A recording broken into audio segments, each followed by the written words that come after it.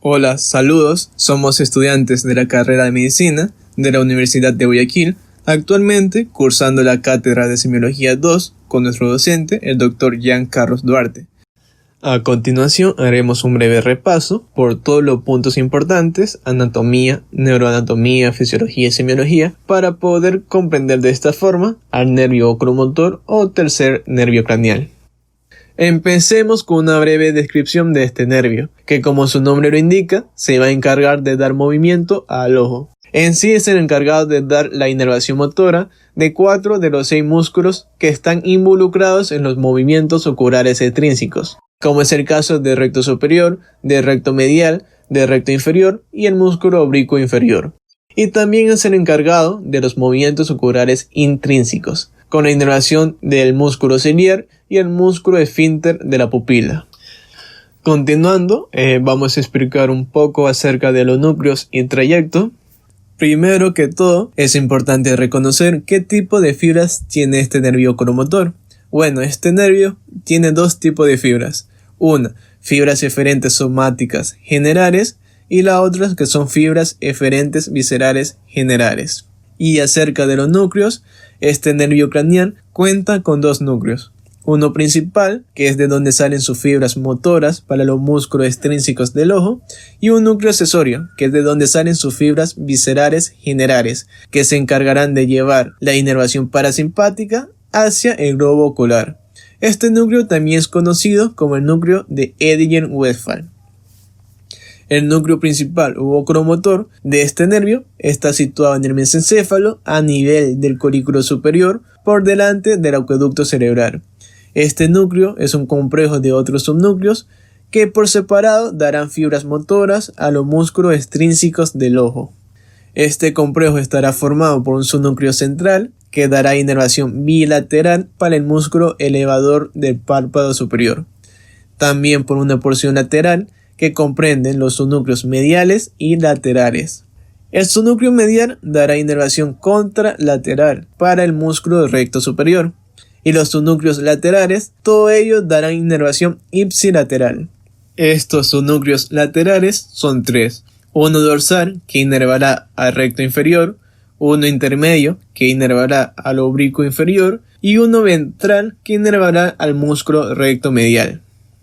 Ahora, acerca del núcleo accesorio, que también se sitúa en el mesencéfalo, en una posición dorsal al núcleo principal, y de donde saldrán las fibras parasimpáticas que se van a encargar de inervar al músculo constrictor de la pupila y al músculo ciliar, donde el músculo constrictor de la pupila va a producir miosis y el músculo ciliar va a permitir la visión cercana.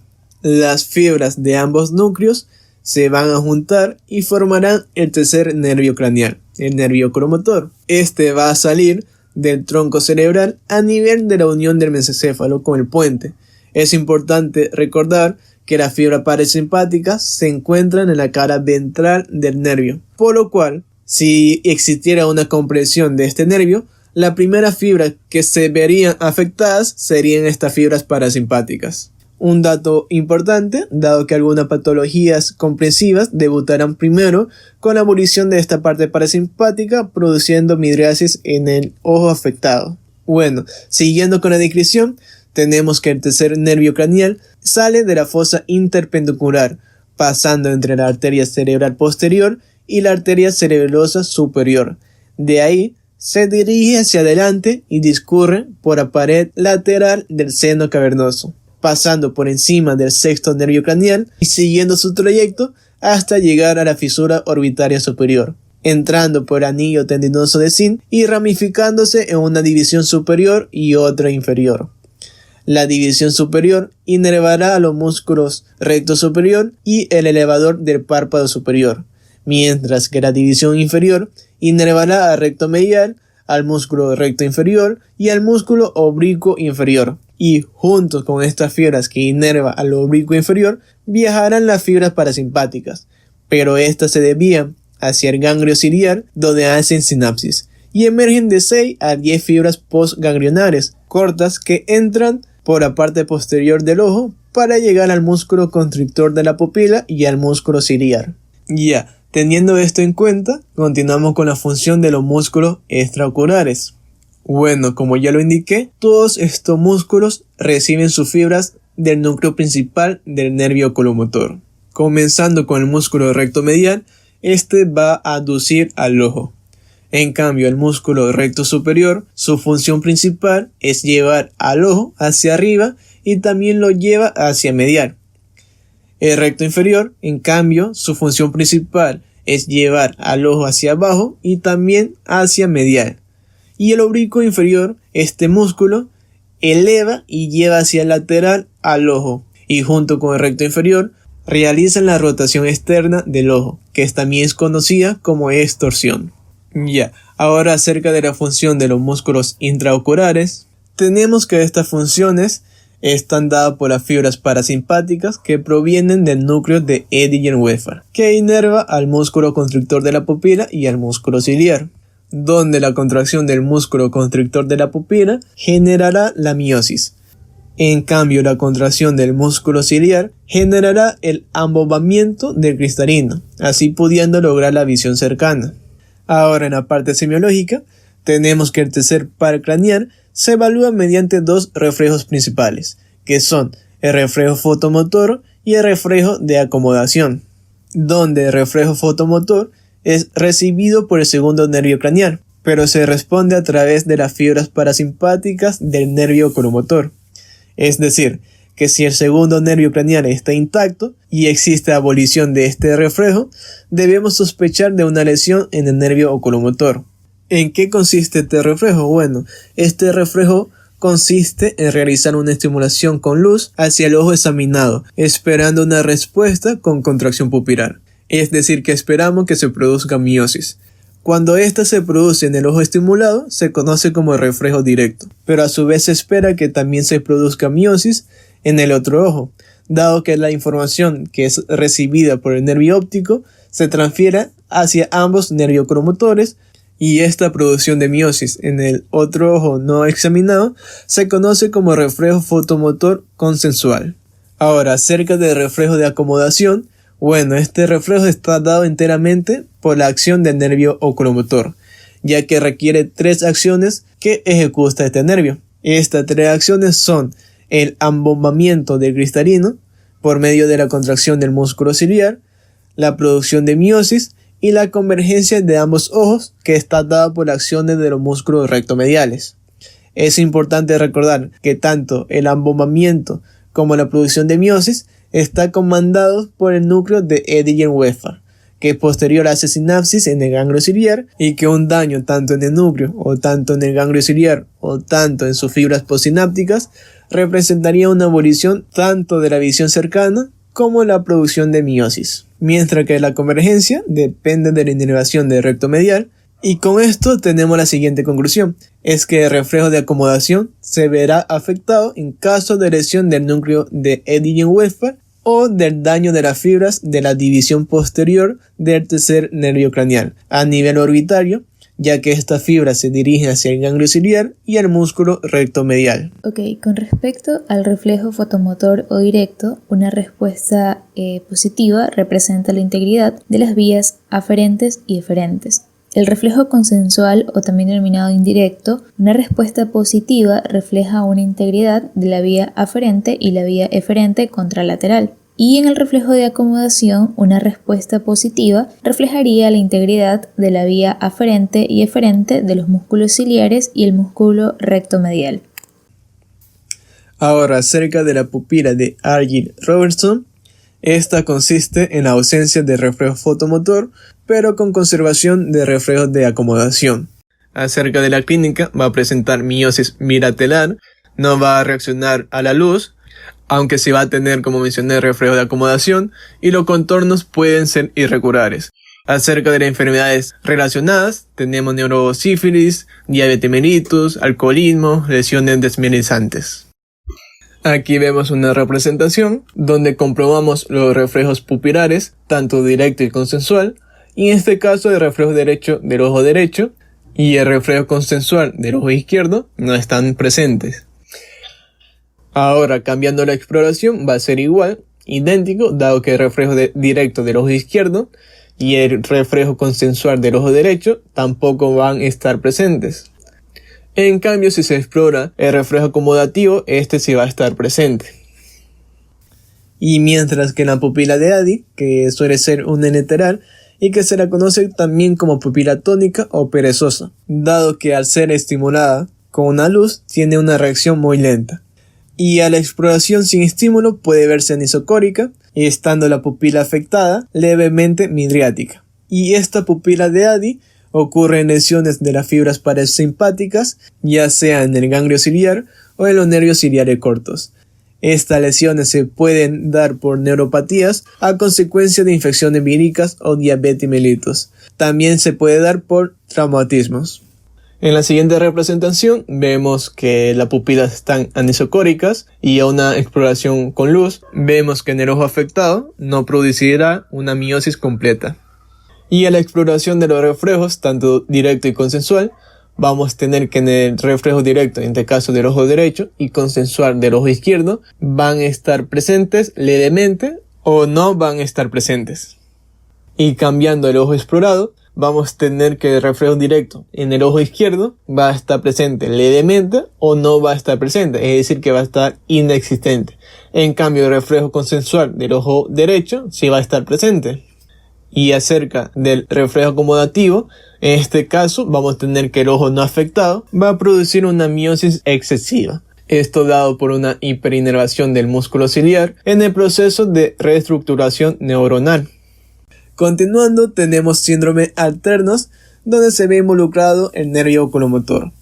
Como ya revisamos, los núcleos del nervio oculomotor se encuentran en el mesencéfalo, en relación con otras estructuras anatómicas del tronco cerebral. Dado por esto, cuando ocurre una lesión que comprometa alguna de estas estructuras y fibras del tercer nervio craneal, se producen los llamados síndromes alternos. En este caso voy a mencionar el síndrome de Weber, al síndrome de Claudette y al síndrome de Benedict. Acerca del síndrome de Weber, clínicamente este se caracteriza por la parálisis oculomotora ipsilateral, acompañada por una hemiplegia contralateral. Se presenta por una lesión a nivel de la base del mesencéfalo y se van a afectar los fascículos del nervio oculomotor y los fascículos córtico-espinales. Estas lesiones pueden ser causadas por diferentes etiologías, por ejemplo, infartos de la arteria que irrigan estas zonas, hemorragias, tumores y aneurismas.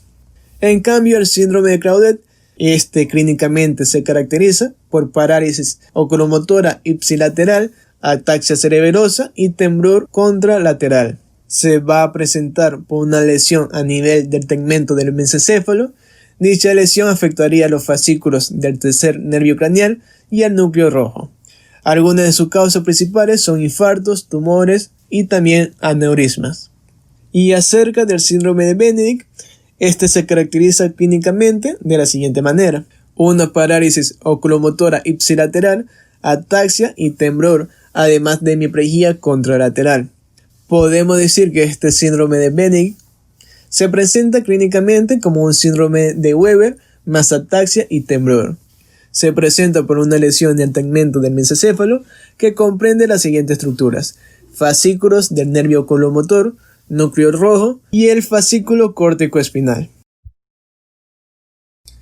Ok, continuando, en una forma de resumen y también para afianzar los conceptos ya explicados, tenemos el siguiente caso clínico.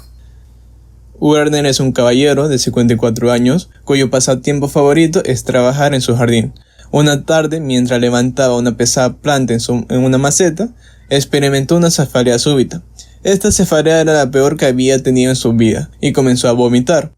Preocupado por la naturaleza súbita y la intensidad de la cefalea, se dirigió a una guardia hospitalaria. En la guardia, Werner estaba somnoliento, presentaba rigidez de nuca, aunque podía ser despertado. Respondía a las preguntas y seguía las órdenes.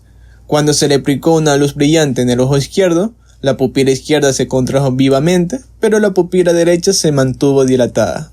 Cuando la luz se aplicó en forma directa sobre el ojo derecho, la pupila derecha se mantuvo dilatada y la pupila izquierda se contrajo.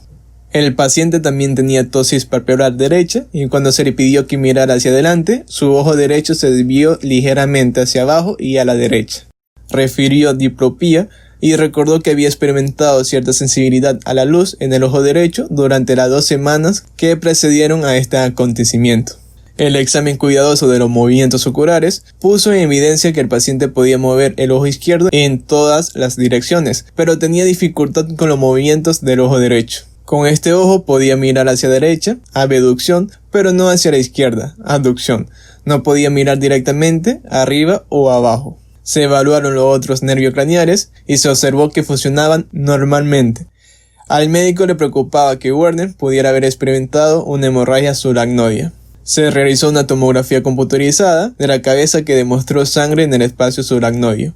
Se hizo una angiografía cerebral que demostró un aneurisma dilatado de la arteria comunicante posterior derecha. El paciente fue sometido a neurocirugía para clipar el aneurisma. Ya acerca de la exploración física y explicación del caso clínico, tenemos que primero describamos la clínica referente al nervio craneal que estamos estudiando, el nervio oculomotor. Para eso tenemos que recordar y evaluar cada una de las funciones del nervio oculomotor y realizamos la siguiente exploración física. Primero evaluamos el reflejo fotomotor y el reflejo de convergencia. Como podemos ver en el caso clínico, la pupila derecha de Werner, el paciente, no reacciona a la luz, lo que nos indicaría que existe algún daño en sus fibras parasimpáticas del nervio del mismo lado, mientras que su pupila izquierda sí reacciona, que toma el nombre de anisocoria, lo que nos dice que las fibras parasimpáticas del ojo izquierdo sí están funcionando adecuadamente. También se nos dice que el paciente tiene ptosis derecha, que nos reafirma un daño en las fibras parasimpáticas. Ahora, siguiendo con la evaluación de la función motora de los músculos oculares, primero tenemos que pedir al paciente que se sienta o que se mantenga de pie en una posición fija y nos alejamos a más o menos 40 centímetros. Luego, con un bolígrafo con nuestro dedo índice, hacemos un movimiento y pedimos al paciente que siga dicho movimiento, sin mover la cabeza. El movimiento debe ser adecuado de tal manera que evaluemos cada uno de los movimientos oculares externos. Este movimiento se hace llevando el dedo o el bolígrafo primero a la parte superior izquierda del campo visual del paciente, luego a la parte inferior izquierda y luego pasamos a la parte derecha de la misma manera, formando una especie de letra H en el aire. Los movimientos deben ser a una velocidad adecuada para que el paciente pueda seguir estos movimientos y debemos estar siempre atentos a cualquier dificultad que tenga el paciente para realizar estos movimientos. La segunda cosa es que también debemos poner el bolígrafo o el dedo índice a nivel del centro de la cara del paciente y acercarlo progresivamente para evaluar la convergencia de los ojos. Y tercero, también es importante pedir al paciente que lleve su mirada completamente hacia arriba y hacer lo mismo hacia abajo. De esta manera evaluamos los músculos rectos superiores e inferiores. Retomando el análisis del caso clínico, nos dice que Werner, al mantener la mirada fija hacia adelante, la paciente tenía su ojo derecho desviado hacia abajo y hacia afuera, lo que indicaría que los músculos recto externo y el oblicuo superior está jalando al ojo, lo que a su vez nos indicaría una debilidad en los músculos recto interno, oblicuo inferior y en el músculo recto superior. Una vez ya evaluada la manifestación en el paciente, referente al tercer nervio craneal, el nervio oculomotor, podemos decir que existe una parálisis de este nervio, ya que presenta abolición de reflejo fotomotor, ptosis y abolición de los movimientos oculares que están comandados por el nervio oculomotor, además de que al mantener la mirada fija, tiene una desviación característica de daño del nervio oculomotor. Una vez establecido esto, podemos buscar el lugar de la lesión que ocasiona todos estos síntomas. Para esto revisemos los síntomas que llevaron al paciente al hospital. Esta clínica y posteriores análisis nos dicen que el paciente tiene un aneurisma dilatado en la arteria cerebral posterior derecha. Recordando el trayecto del nervio, encontramos que este pasa entre dos arterias, una de ellas la arteria cerebral posterior. Aquí una observación importante, dado que el paciente manifestó haber tenido sensibilidad a la luz antes de todo lo acontecido. Para explicar este antecedente y la clínica general del paciente, podemos decir que al principio el paciente presentaba un aneurisma no tan importante, pero que sí comprimía al nervio oculomotor derecho en su paso por debajo de la arteria cerebral posterior derecha. Al no ser de gran tamaño, solo comprimía parte del nervio. Recordemos que en algunas situaciones en las que se presenta comprensión del nervio, las primeras vías afectadas serán las provenientes del núcleo accesorio del locomotor, el núcleo de Erlangen-Westphal, lo que explica su fotosensibilidad, ya que no podía contraer adecuadamente su pupila derecha. Posteriormente, este aneurisma creció y comprometió a todo el nervio, causando la parálisis del nervio cromotor derecho del paciente. Bueno, con esto finalicé. Espero que les haya gustado y servido esta explicación en forma de resumen y muchas gracias por haberme escuchado.